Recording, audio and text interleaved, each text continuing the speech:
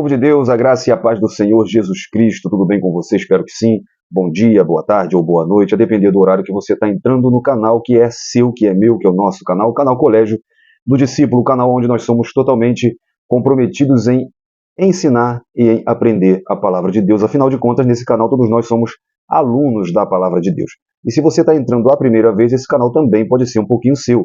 Basta você se inscrever no nosso canal, deixar o seu like e ativar o sininho das notificações para você receber todo o conteúdo que a gente colocar aqui no canal, tá bom? Hoje nós vamos para a lição da Escola Bíblica Dominical, tá bom? Para você que está sempre entrando com a gente, muito obrigado. É muito bom ter você novamente. Deixe o seu comentário, tá bom? Compartilhe. Não esqueça de dar o seu like e fique até o final desse vídeo, tá bom? Hoje, no nosso segundo trimestre de 2024, onde nós estamos tratando do tema A Carreira que nos está proposta, o caminho da salvação, santidade e perseverança para chegar ao céu.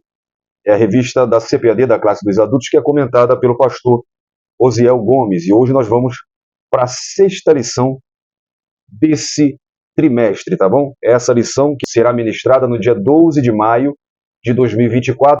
Para você que não me conhece, eu sou Jonathan Cadiz, congrego na MIB do Redentor em Belfor Roxo, igreja dirigida pelo meu amigo e pastor Rodrigo Lima, onde sirvo como diácono, sou pregador do Evangelho e professor da Escola Bíblica Dominical.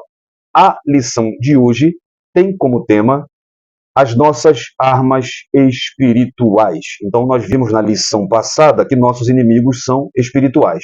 Então, logo, nossas armas precisam ser espirituais. Como sempre, vai na descrição porque tem muito link bacana para ajudar na sua Escola Bíblica Dominical, professor, aluno, superintendente. Tem link de dinâmica, tem link de subsídio, tem revista, tem livro de apoio, tem tudo o que você precisa para a sua Escola Bíblica Dominical. Se você quiser participar conosco do nosso grupo no WhatsApp, será um prazer ter você com a gente. É o grupo Manual da EBD, onde nós temos professores capacitados para te ajudar na sua lição. Diariamente postamos muita dinâmica, subsídio, muita coisa boa para ajudar você a trazer sempre o melhor conteúdo nas suas aulas. E junto nós vamos sendo edificados pela palavra de Deus.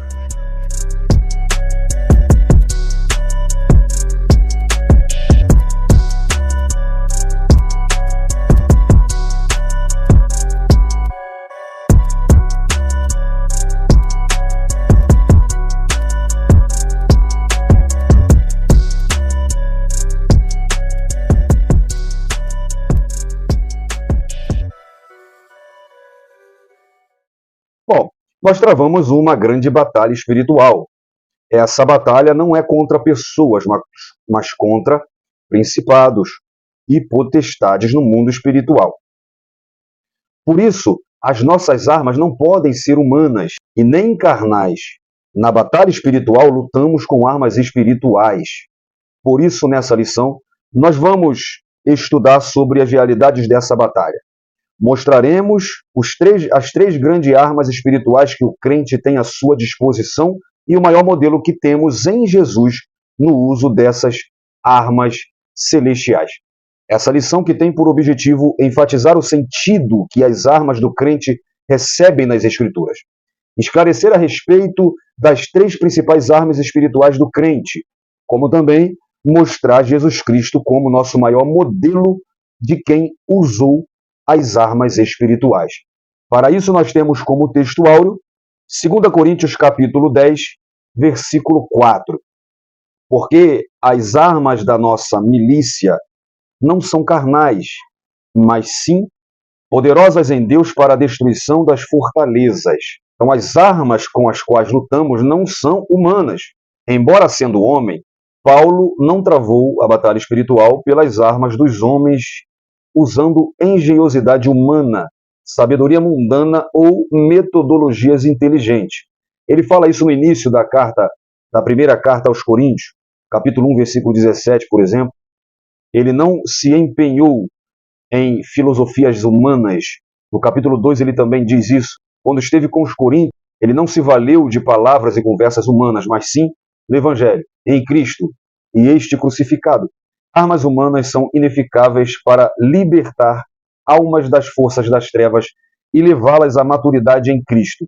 Elas não podem se opor com êxito aos ataques satânicos ao Evangelho, como os feitos pelos falsos apóstolos em Corinto, no contexto que Paulo diz, o nosso texto áureo. quando ele diz que, ao contrário, são poderosas em Deus, essa visão da vida cristã mostra uma guerra, e isso é comum no Novo Testamento. Tanto em 2 Coríntios como Efésios 10, como 1 Timóteo e 2 Timóteo, Paulo faz a metáfora de uma guerra. E aí ele diz que essas armas espirituais são poderosas em Deus para destruir fortalezas. E a metáfora de fortaleza seria facilmente compreendida pelos coríntios, já que Corinto, como a maioria das cidades antigas, possuía uma fortaleza, no topo de uma colina ao sul da cidade, na qual seus moradores podiam se refugiar. As fortalezas espirituais, tripuladas pelas forças do inferno, podem ser demolidas apenas por armas espirituais manejadas por cristãos piedosos. Singularmente a espada do Espírito, lá em Efésios 6,17, pois apenas a verdade da palavra de Deus pode derrotar as falsidades satânicas.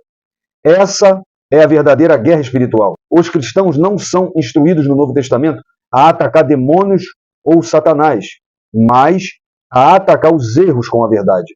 Essa é a nossa batalha.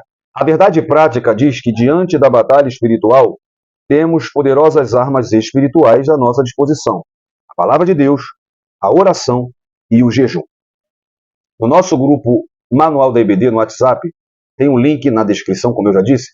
Você também tem acesso a cada dia à leitura diária para você trabalhar com seus alunos, tá bom?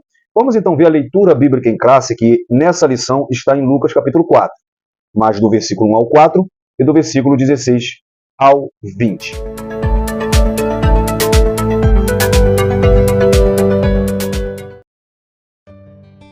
Lucas capítulo 4. E Jesus, cheio do Espírito Santo, voltou do Jordão e foi levado pelo Espírito ao deserto. E 40 dias foi tentado pelo diabo, e naqueles dias não comeu coisa alguma. E terminados eles, finalmente teve fome. E disse-lhe o diabo: Se tu és o Filho de Deus, dize a esta pedra que se transforme em pão. E Jesus lhe respondeu dizendo: Está escrito que nem só de pão viverá o homem, mas de toda a palavra de Deus. E, chegando a Nazaré, onde fora criado, entrou num dia de sábado, segundo o seu costume, na sinagoga, e levantou-se para ler. E foi-lhe dado o livro do profeta Isaías, e, quando abriu o livro, achou o lugar em que estava escrito: O Espírito do Senhor está sobre mim, pois que me ungiu para evangelizar os pobres, enviou-me a curar os contritos de coração, a proclamar liberdade aos cativos e restauração da vista aos cegos, a pôr em liberdade os oprimidos, a anunciar o ano aceitável do Senhor. E, cerrando o livro e tornando-o a dar ao ministro, assentou-se. E os olhos de todos na sinagoga estavam fitos nele. A leitura bíblica em classe mostra duas etapas do ministério de Jesus. Quando ele sai do batismo, ele é levado pelo Espírito ao deserto para ser tentado. Satanás então vai tentar a Jesus, e a gente vê as armas do diabo aqui e as armas do crente. Quais são as armas de Satanás? Jesus está 40 dias e 40 noites no deserto, com muita fome, debilitado. Então Satanás logo vem oferecendo aquilo que a carne de Jesus precisaria no momento, que era o pão. Satanás, ele age na sua carne, nos seus desejos. É por isso que na lição passada nós falamos sobre a concupiscência dos olhos, a concupiscência da carne. Então, ele vai agir naquilo que nossa carne tem necessidade.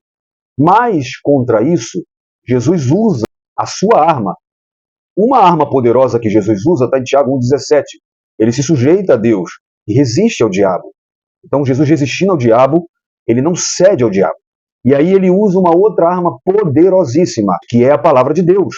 Jesus diz: nem só de pão viverá o homem, mas de toda a palavra de Deus. E aqui para, na nossa leitura bíblica em classe. Depois você sabe qual é a sequência.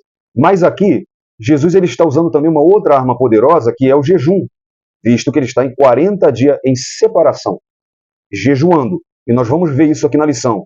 Separação, consagração e jejum, para que você não passe fome ao invés de se consagrar. E aí depois a gente vê que Jesus, vencendo a tentação no deserto, ele resiste ao diabo, ele usa a palavra, ele está em jejum, o diabo foge dele, ele é servido por anjos, e aí ele entra na sinagoga de Nazaré. A Bíblia diz que foi lhe dado um livro e ele abriu o rolo no livro de Isaías, que a gente tem como capítulo 61. E aqui ele diz que sobre ele há um poder do Espírito Santo para evangelização, para cura, para apregoar liberdade, para curar cegos, para libertar espíritos oprimidos e para anunciar o ano aceitável do Senhor. Então, há sobre Jesus uma unção, um poder do Espírito, e isso aqui está em todo cristão que está em Cristo. Ele recebe essa unção do Espírito. E Jesus disse que aquele que cresce nele faria coisas maiores que ele. Através dessa unção, desse poder do Espírito, em Atos 1:8, Jesus, antes de subir ao céu, diz: e receberei o poder do Espírito, e ser-me-eis minhas testemunhas, em Jerusalém, na Judéia, em Samaria, até os confins da terra. Então todo crente recebe esse poder para poder fazer a obra de Deus e mais, para resistir aos ataques do inimigo e prevalecer no caminho até o céu. A nossa introdução nos mostra que na lição anterior estudamos a respeito de 3 opositores que se mostram como obstáculos da nossa jornada: o diabo, a carne e o mundo. Nessa lição, enfatizaremos 3 armas, isso é, recursos espirituais em que todo crente precisa lançar mão diante dos obstáculos da jornada: a palavra de Deus, a oração e o jejum. Desde o início de nosso andar com Cristo, estamos diante de uma batalha espiritual que só terá fim com o arrebatamento da igreja para o céu. E o tópico 1 já nos mostra as armas do crente. Subtópico 1, as armas. Subtópico 2, as estratégias do inimigo. E subtópico 3, o chefe de toda a força do mal. Então, Deus sabe das adversidades, lutas e desafios que iremos encontrar na nossa trajetória para o céu, enquanto seguimos nessa jornada. E por isso Ele coloca ao nosso dispor as armas que nos auxiliam durante a caminhada de fé para a Sião Celestial. Com essas armas de fé, o cristão poderá seguir adiante enfrentando sem temor tentações e resistindo às artimanhas de nosso inimigo. Então, como nós vimos sobre os 3 opositores, nós vamos ver sobre essas 3 armas, tá? Vamos ver então as armas. De modo geral, podemos classificar as armas como instrumento de ataque e de defesa. Nas Escrituras, os principais instrumentos de ataque são espada, 1 Samuel 17:45, a vara, em Salmos 23:4, a funda, também em 1 Samuel 17:40, o arco e a flecha, em 2 Rei 13:15, a lança, em Josué 8:18, e também os dardos, em 2 Samuel 18:14. E os de defesa são escudo, Efésios 6:16, capacete, em 1 Samuel 17:5, no mesmo texto nós vemos também couraça e também caneleira, no verso 6. Acrescento também aqui que a espada, que é citada como instrumento de ataque, ela também é um instrumento de defesa. O soldado ele aprendia não só a manusear a espada para atacar, mas como também para defender. Tá bom? Então, essas armas eram usadas pelos exércitos antigos, bem como pelo exército de Israel. A diferença toda aqui é que o exército de Israel, eles colocavam a confiança no Senhor e não nas armas, tá? Entretanto, para os cristãos, armas aqui têm um sentido metafórico, pois nosso combate não é de corpo a corpo com outra pessoa, mas contra o mal, encabeçado pelo diabo e seus demônios que se valem do mundo e da carne. Frisando aqui sempre que homens não são seus inimigos. Tem louvores, até pregações, que coloca o nosso irmão como nosso inimigo. Não, nosso inimigo não é carne, não é sangue, não é nosso amigo, não é nosso irmão que está do lado, e nem mesmo se ele não é cristão, ele não é meu inimigo, tá bom? Nossas armas espirituais é exatamente porque nosso inimigo é espiritual, tá bom? Então, o armamento para a batalha espiritual não é físico ou militar. Paulo diz que as armas dos que fazem parte do exército de Cristo para o combate são espirituais, lá no textuário de 2 Coríntios, capítulo 10, versículo 4. Ao falar de armas espirituais, logo se conclui que a batalha é de outra natureza, que o inimigo é outro, descartando qualquer ideia de se fazer guerra em nome de Jesus ou do Evangelho para fins humanos. Está claro que o inimigo a ser vencido é Satanás e seus demônios. Então, descartando o arsenal desse mundo, o cristão se vale da armadura espiritual que pode ser encontrada em diversas passagens da Escritura. A primeira que nós podemos mencionar é a palavra de Deus, que nós vamos ver um pouco mais para frente. A armadura de Deus ela é a espada do Espírito, Efésios 6:17. Com ela se vence as mentiras e enganos e se conhece a vontade de Deus e promove santidade. Jesus diz: santifica-os na verdade. A tua palavra é a verdade. Outra arma poderosa é a oração, visto que por meio dela se mantém contato com Deus e firma-se a comunhão. Ela também está presente na armadura de Deus, Efésios 6, no versículo 18. Aliás, me parece nesse texto que a armadura só faz efeito se tem oração. Porque depois de listar toda a armadura de Deus, no final Paulo diz: orando em todo o tempo, com toda oração e súplica no Espírito, e vigiando com perseverança e súplica por todos os santos. Me parece aqui que essa armadura vai fazer efeito se eu tenho uma vida de oração. Ela não é um dos elementos da armadura, mas Paulo manda se vestir da armadura e no final, além de fazer isso, sempre permanecer em oração. Então a oração é muito importante. É pertinente lembrar que nessa leitura de Efésios 6, embora não está na leitura bíblica em classe nem no texto áureo, para mim é o texto que mais nos leva a uma compreensão, e a gente vai falar ao decorrer da lição mais sobre ele. Mas nesse texto de Efésios 6, do 13 ao 17, da armadura de Deus, tem-se um conjunto completo da armadura que o cristão precisa ter para enfrentar a batalha e ficar firme.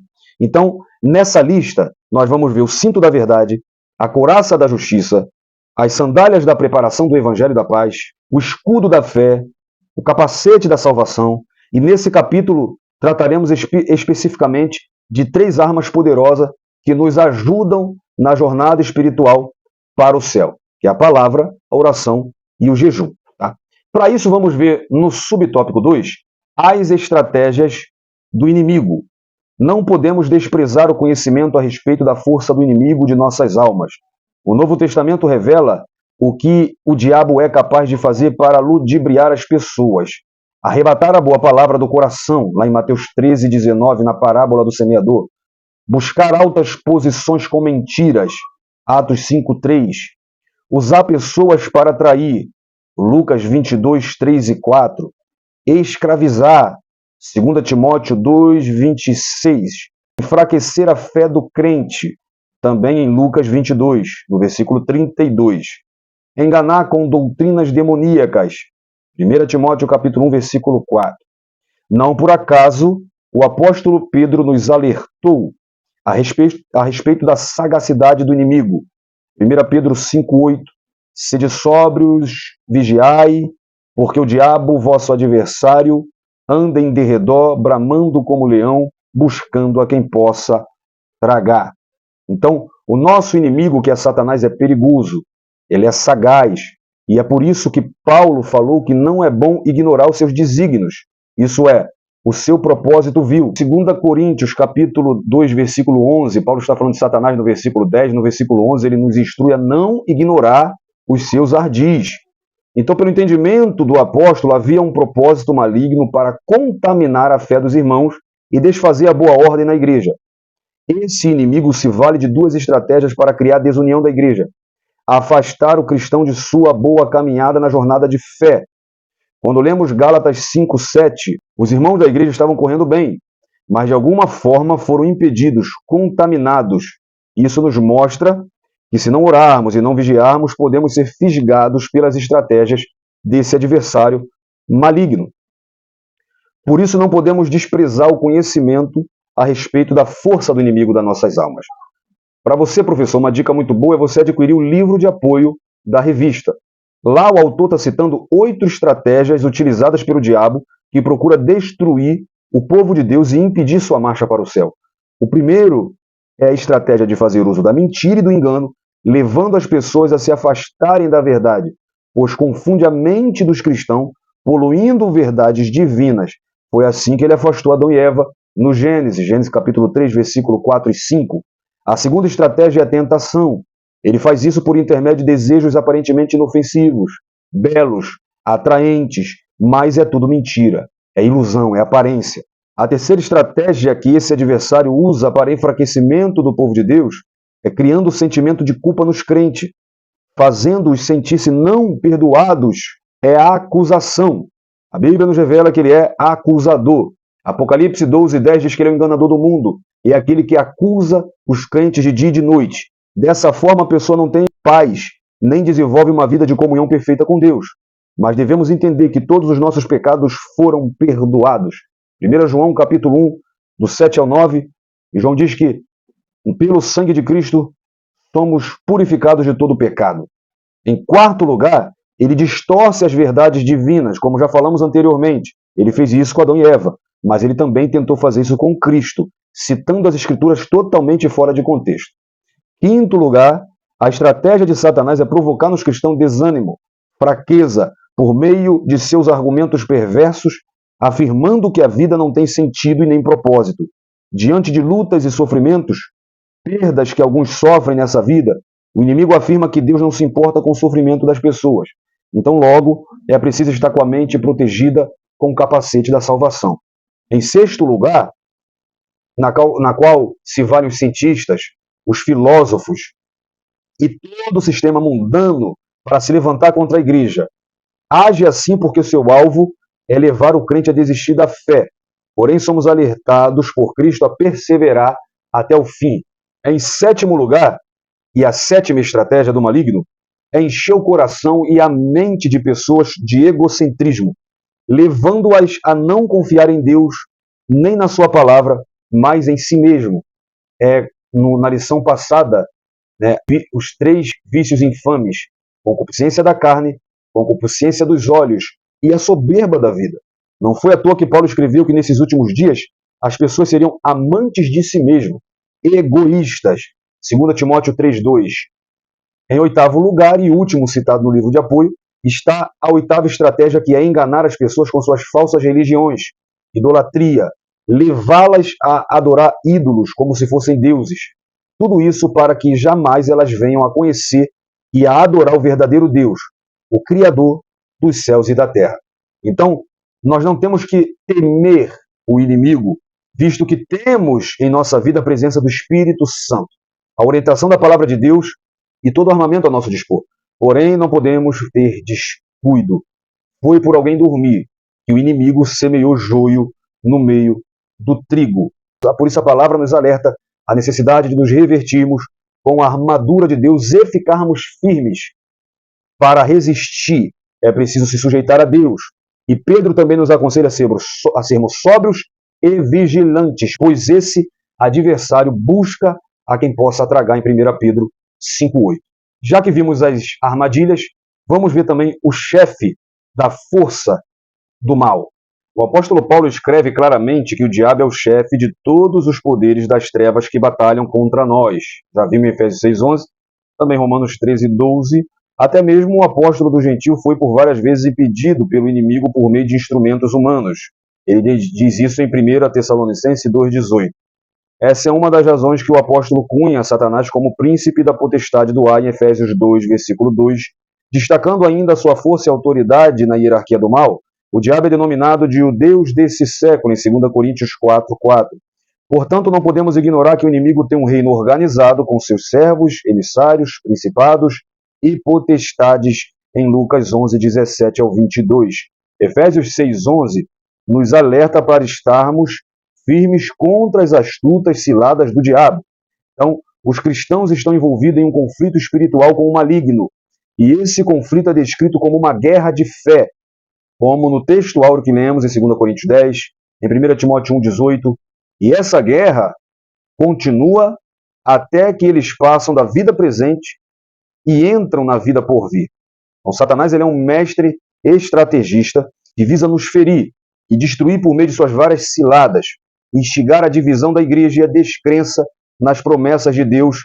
Então, como vimos, está entre as estratégias das ciladas do diabo o desânimo, a tentação, a mentira, a altivez, a falta de perdão. Então, tudo isso são atitudes que agradamos o nosso próprio desejo pecaminoso, desagradamos a Deus. Então, fazendo isso, ele consegue afastar o homem de Deus. Esse chefe maligno, ele é descrito em algumas partes da Bíblia como aquele que se opõe a Deus, buscando estragar a obra realizada por Cristo na vida das pessoas. Isso é a salvação. Ele é tentador, trabalha constantemente para fazer as pessoas se afastarem de Deus, serem desobedientes e viverem desviadas. Claro que ele não deseja que as pessoas tenham uma vida marcada pela piedade, pela santidade, pela verdade, pelo amor, pelo perdão, pela compaixão. Mesmo sendo o chefe de todo mal, jamais é páreo para Cristo e seus servos. Precisamos entender que ele não é inimigo de Deus no sentido de força, no sentido de luta, tá? Até porque ele será destruído pela palavra, pelo sopro da boca de Cristo. Mas ele é opositor no sentido que ele se opõe a tudo que é de Deus. Sendo assim, ele se opõe a todos que desenvolvem uma vida de comunhão perfeita com o Pai. E João mostra que Jesus veio para desfazer as obras do diabo, em 1 João 3,8. E ele diz que aquele que é de Deus, o maligno não toca. Então, assim, todos quantos vivem em Cristo têm a vitória sobre esse inimigo. Agora vamos ver as 3 armas espirituais do cristão. Então, as armas do crente devem ser usadas contra as estratégias do inimigo, o chefe da força do mal. Então vamos ver agora as 3 armas espirituais do cristão. Subtópico 1, a palavra de Deus. Subtópico 2, a oração. E subtópico 3, o jejum. A palavra de Deus. O Senhor Jesus disse que não vivemos apenas de pão, mas de toda a palavra que sai da boca de Deus. Mateus 4,4 ou Lucas 4 também lemos aqui. E ele diz isso para o próprio diabo. Dessa maneira, o apóstolo Pedro aconselha que desejemos afetuosamente o leite racional para o desenvolvimento da nossa salvação. Isto é, o estudo perseverante da palavra de Deus para o nosso crescimento espiritual. 1 Pedro 2,2. Uma vez nutridos e solidificados com a palavra, estaremos firmados em Deus para resistir às influências malignas, às armadilhas de Satanás e demais estratégias. Mateus 7, 24 ao 25. Logo, quem se rende à palavra de Deus experimenta a influência frutífera da verdade divina. João 17, 17. Santifica-os na verdade, a tua palavra é a verdade. Então, eu vi com você no começo que tem diversas armas espirituais que são fundamentais para o cristão vencer os desafios e as lutas na jornada cristã. Elas precisam ser usadas com sabedoria, orientação e fé. A primeira que nós vamos ver especificamente é a palavra de Deus, a qual é descrita por Paulo como a espada do Espírito. O autor aos Hebreus deixa claro que ela é viva, ela é mais penetrante do que uma espada de 2 gumes, lá em Hebreus 4:12, a ponto de discernir entre alma e espírito, juntas e medulas. Então, a palavra de Deus, ela opera em todos os elementos do corpo humano, seja da carne, na alma ou no espírito. Ela vai onde a medicina não vai, ela trabalha onde a psicologia não consegue. Na Bíblia há poder grandioso. Por meio dela somos orientados, instruídos, lavados, santificados, guiados. O salmista diz, Salmo 119, 105, lâmpada para os meus pés é a tua palavra e luz para os meus caminhos. Jesus disse em João 15:3, vós estáis limpos pela palavra. Podemos então por ela combater as forças malignas do adversário. Vai uma dica. Se você é um crente que não gosta da escola bíblica dominical, onde você aprende a palavra de Deus, você tem uma grande chance de ser um crente vulnerável, fraco, tá? Que não consegue resistir às ciladas do inimigo. Se você gosta de oba-oba em vez de palavra, se você é pregador e não prega a palavra, você está empanzinando, mas não alimentando. A palavra que orienta, a palavra que alimenta, só ficaremos fortes para resistir ao diabo se tivermos a palavra de Deus como nosso alimento diário, tá? Um cristão que tem uma vida pautada na palavra não é levado para um lado e para o outro por qualquer vento de doutrina, como Paulo fala em Efésios 4:14. Nem tudo bem definido, não vive atrás de movimento religioso e nem de novidade no campo da fé. Não vive pulando de lugar em lugar procurando o que agrada o seu ego. Que a palavra lhe concede já é o suficiente para a vida eterna. Porque, além de lhe conceder poder para vencer a força do mal, ela nutre, ela dá discernimento, ela alimenta bem. Para não ser contaminado com aqueles que viviam no pecado, Deus ordenou a Ezequiel que comesse da palavra, Ezequiel 3:3. Então, com a arma, de modo metafórico, a palavra é descrita para confrontar o maligno, pois foi com ela que Jesus enfrentou e venceu Satanás. Semelhantemente, podemos fazer o mesmo, bater de frente com esse maligno e resistir com o conhecimento que temos da palavra de Deus. A palavra não somente nutre o crente, mas o mantém firme em toda e qualquer situação. Jesus falou que aquele que ouvisse a palavra seria comparado a um homem prudente, ouvisse e praticasse, tá? Com um homem prudente que edificou sua casa na rocha. Então, quem vive firmado na palavra conhece perfeitamente os planos de Deus e seu caráter como o que ele deseja para nós. A palavra concede instrução aos cristãos. Por isso que os apóstolos de imediato compreenderam que eles deveriam gastar tempo com a palavra e com a oração e escolher os diáconos para servir à mesa para que eles não se desviassem desse propósito.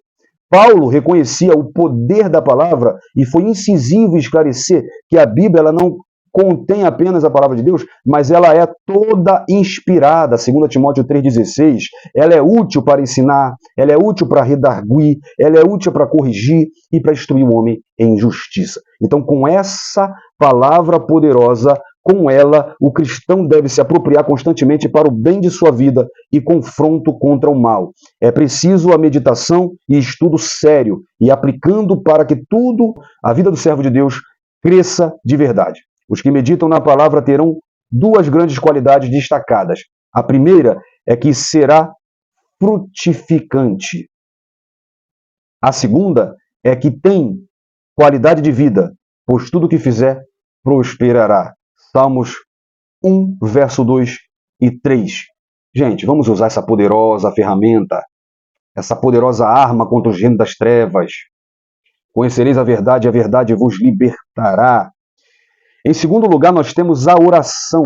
Aliada ao estudo da palavra, a oração é uma das mais importantes armas espirituais que o crente tem ao longo de sua jornada para o céu. Salmo 55, 17. Prestemos atenção para a seguinte declaração: orando em todo tempo, com toda oração e súplica no Espírito, em Efésios 6, 18. Note que o apóstolo Paulo não insere a oração com uma peça da armadura, pois na verdade é como se ela trouxesse um ajuste ou alinhamento para a armadura toda. Nesse aspecto, essa imagem traz uma ideia de que a oração fortalece todas as esferas da vida. A oração ela é uma maneira de se falar com Deus. Você pode falar com Deus para pedir, Mateus 7, 7. Pedi, se dá-se-vos-á, buscar, encontrarei, batei e abri-se-vos-á. A oração é também necessário para fazer petições por outras pessoas. E lá em 2 Timóteo 2, Paulo manda também orar até pelas autoridades. É também por meio do qual o cristão agradece e louva a Deus pelas bênçãos recebidas. Foi assim que procedeu Ana, agradecendo a Deus pelo seu filho Samuel, em 1 Samuel 2,6, uma das orações mais lindas da Bíblia. Então, a oração, biblicamente falando, é uma arma poderosa para o crente. Isso é visto quando Paulo fala da importância do cristão, lá em 1 Tessalonicenses 5,17, orai sem cessar. Por intermédio dela, pode-se manter a comunhão com Deus, buscar orientação espiritual e levar a Ele todas as nossas causas. Devemos, pela oração, colocar todos os cuidados nas mãos do Senhor. Então, a oração, ela aproxima a pessoa a Deus por meio de palavras ou pensamentos, em particular o público. Então, inclui a confissão, lá em Salmo 51, adoração, em vários textos da Bíblia, como por exemplo Salmo 95, Apocalipse 11, 17, comunhão, Salmo 103, verso 1 ao 8, gratidão, 1 Timóteo 2, 1, petição pessoal, 2 Coríntios 12, 8, intercessão pelos outros, Romanos 10, 1, também para ser atendida a oração requer purificação, Salmo 66, 18, fé, Hebreus 11, 6, vida em união com Cristo, João 15, 7, submissão à vontade de Deus, 1 João 5, 14 e 15, direção do Espírito Santo, Judas, versículo 20, espírito de perdão, Mateus 6, 12, chegando no final da oração do Pai Nosso, Deus ensina a perdoar aqueles que nos devem, e relacionamento correto com as pessoas, 1 de Pedro 3, 7. Então, como comunhão, a oração nos leva a ter uma intimidade profunda com Deus. Um cristão que vive uma vida de oração alinhada à palavra saberá muito bem viver e compreender a vontade do Senhor. Gente, ninguém segura um crente que medita na palavra, ouve e pratica a palavra de Deus e tem uma vida de oração. Já diz o filósofo que um cristão de joelho enxerga mais do que um filósofo nas pontas dos pés. Vamos ver sobre o jejum, que é o subtópico 3 do tópico 2. Aliada à palavra de Deus e à oração, a prática do jejum é a terceira arma espiritual do crente durante a jornada para o céu. Tanto no Antigo quanto no Novo Testamento, o jejum é uma prática presente. Esse ato é usado no contexto de busca de uma orientação divina, como o Êxodo, Deuteronômio, 2 Samuel. No Novo Testamento, o Senhor Jesus jejuou, lá em Mateus 4, e disse que seus discípulos também o fariam, em Mateus capítulo 9 e em Lucas 5. A igreja primitiva observava a prática do jejum, buscando orientação divina para o envio de obreiros. O apóstolo Paulo também jejuava por ocasião do seu ministério, 2 Coríntios 6, 5 e 11, 27.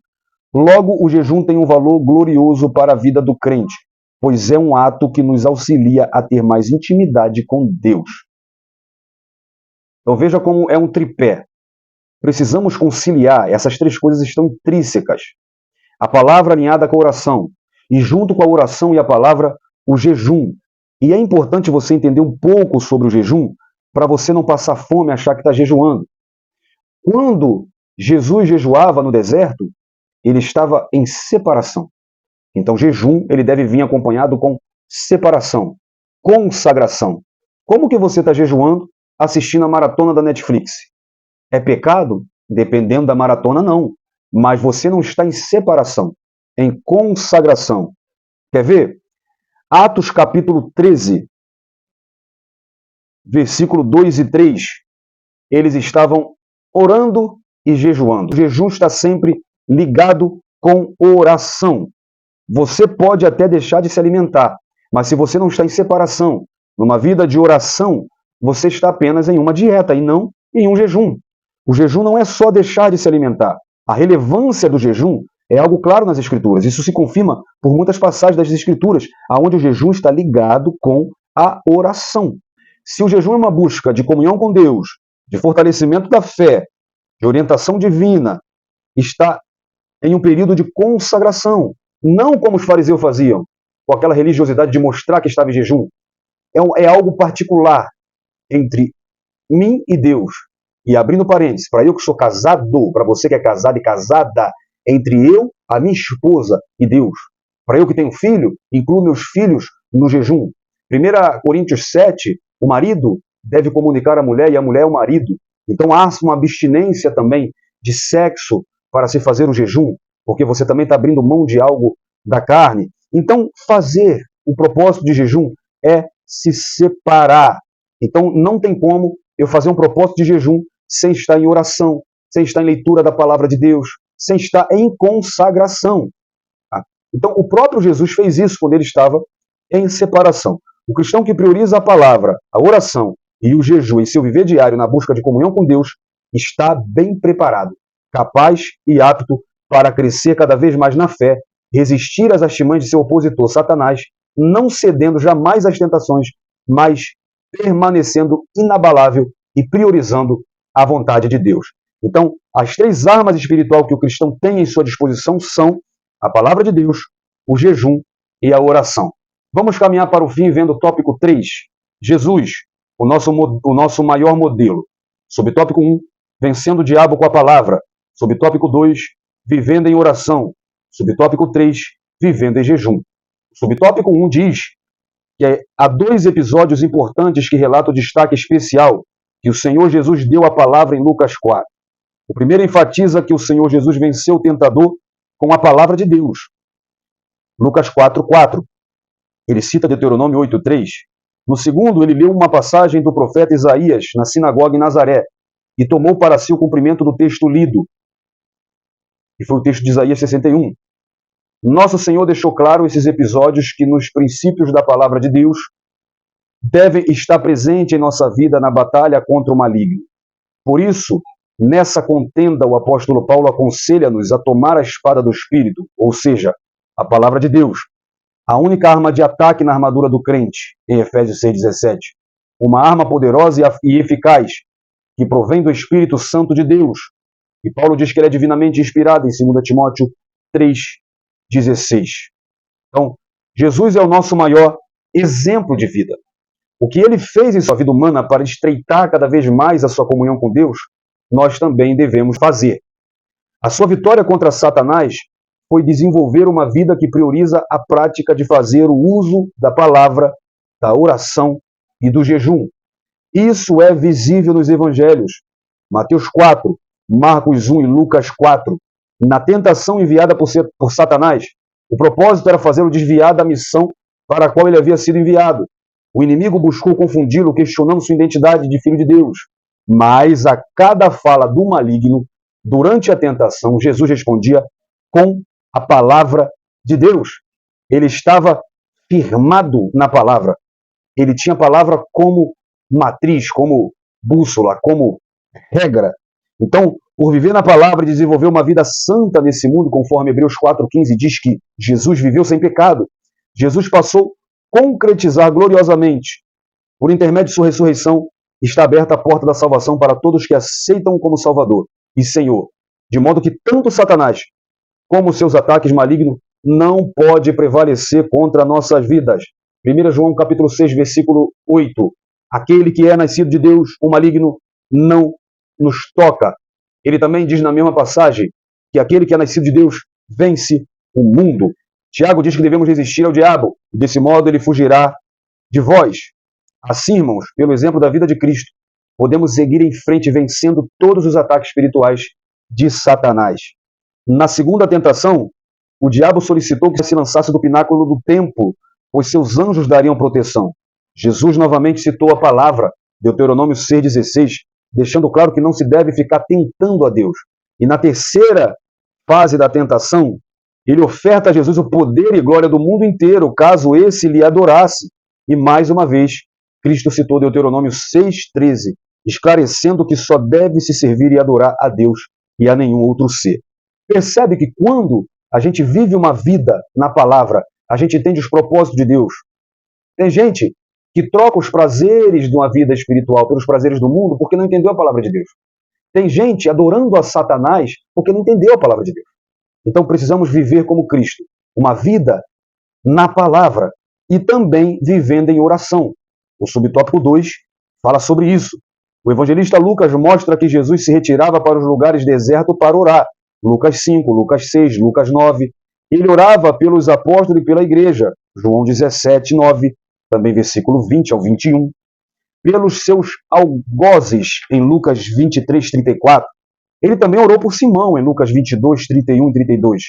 Pelos que se encontravam junto ao túmulo de Lázaro, em João 11, 41 e 42. Ele sabia bem o valor da oração. E por isso, gastava muito tempo falando com Deus.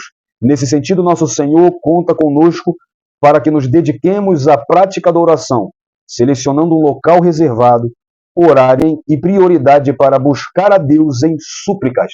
Em Mateus 6,6 ele manda entrarmos no nosso aposento, fechar a porta do nosso quarto e orar a Deus em secreto. Quando te perguntarem quem mais orou na Bíblia, você responda quem menos precisava. Sim, porque Jesus foi Deus. Jesus é o Deus encarnado, a pessoa com mais poder e autoridade no mundo espiritual. Então, a pessoa que menos precisou foi a que mais orou. Foi a que mais dependeu de uma vida de oração, de uma vida de intimidade com Deus. Nós precisamos imitar a Cristo também vivendo uma vida de oração. Se Ele dependeu tanto de uma vida de oração, imagine nós que somos pecadores. Outra coisa que eu aprendo com Jesus, no Getsêmani, ele orou por 3 vezes. Nunca deixe de orar. A oração de Jesus no Getsêmani é: Pai, se for possível, passe de mim esse cálice. Se não, seja feita a tua vontade. Oração não é determinar o que Deus tem que fazer. Oração não é botar Deus na parede pelo pescoço, né? Figurativamente, claro. E dizer: eu não aceito. Pai, seja feita a tua vontade. E outra coisa que eu aprendo no Getsêmani, como Deus não responde, Deus nem sempre vai responder às nossas orações. Ou não vai responder no tempo que a gente quer. E eu aprendo também no Getsêmani a ouvir o silêncio de Deus e aceitar a vontade de Deus. Jesus, então, deixou de orar na terceira vez e foi cumprir o que era para ser cumprido. Então, aprendamos com Jesus a ter uma vida de oração. Também vivendo em jejum, subtópico 3. Além de meditar na palavra, de perseverar em oração, o Senhor Jesus jejuava. Lucas 4, 2. Ora, ele também espera que o imitemos jejuando. Infelizmente, há quem ensine que não precisamos jejuar, exceto os que têm problema de saúde. Por isso é muito importante estarmos sob orientação médica. Todo seguidor de Cristo é estimulado pela Bíblia a jejuar. Ademais, quando aliamos o estudo da palavra e a oração ao jejum, aprofundamos a nossa intimidade com Deus e nos tornamos mais sensíveis à sua voz, conforme acontecia com a liderança e os membros da igreja antiga que jejuava como Senhor Jesus jejuou. Atos 9:9 e Antioquia, Atos 13:2. Lembrar também de Cornélio em Atos 10, que estava em jejum com toda a sua família. Ali, é a única expressão na Bíblia onde diz que o Espírito caiu sobre todos eles. Então, uma vida de jejum nos enche do Espírito. Uma vida de jejum nos aproxima de Deus. Jesus também ensinou que jejuar e orar nos ajuda a expulsar castas de demônio. Então é oportuno destacar que a vida de Jesus foi marcante pela oração e o jejum, pois foi tão somente assim que saiu vencedor. Por meio da palavra, Jesus procurou desenvolver sua vida de obediência e comunhão com Deus, e sempre procurava lugares isolados para orar ao Pai, como a gente viu. Então, buscando ele a orientação certa para tudo. Não basta apenas orar e jejuar, é preciso seguir o que consta na palavra, caso contrário, tudo será vão. Oração e jejum não é só para pedir, não é só, eu vejo muito propósito para Deus nos dar isso, para Deus nos dar aquilo, mas ore também para Deus dar direção. Ore também em jejum para agradecer. Todo crente que tem uma vida marcada pela meditação da palavra, oração e jejum, as quais podem ser definidas como virtudes espirituais, terá crescimento saudável, verdadeiro e profundo na intimidade com Deus, estando mais desapegado às coisas desse mundo e mais voltado para as coisas do céu. Colossenses 3, 1 e 2. Se já sois do alto, pensai nas coisas de cima, estando preparado para toda boa obra e pronto para enfrentar lutas, provações e tentações do diabo, resistindo firmemente na fé até chegar ao céu. Então Jesus Cristo é o nosso maior modelo de quem usou essas três armas espirituais: a palavra de Deus, o jejum e a oração. Na conversa sobre EBD eu vou falar muito sobre jejum, tá bom? Hoje eu não vou falar tanto. Chegamos à nossa conclusão que o nosso inimigo é ardiloso e perverso. Por isso não podemos ignorar as suas estratégias. Contra ele, lutaremos com armas espirituais: palavra, oração e jejum. Essas armas promovem o crescimento e fortalecimento para a nossa vida ao longo de nossa jornada espiritual. Assim, segundo o modelo de vida do nosso Senhor Jesus, que fez uso dessas armas, podemos vencer as estratégias do maligno. Eu espero ter contribuído para mais essa lição.